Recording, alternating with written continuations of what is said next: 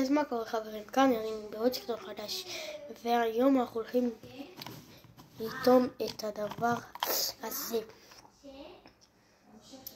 תגיבו לי אם אתם מכירים את זה. יש בזה גם רוטב חמוץ, טירוף. ככה זה נראה. אני לא יודע אם אתם רואים אותו, הנה הרוטב.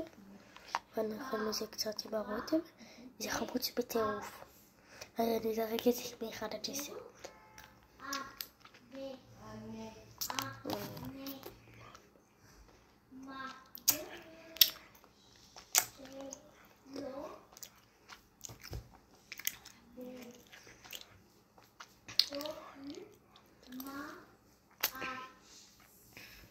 ועכשיו בוא ניתן רק את זה.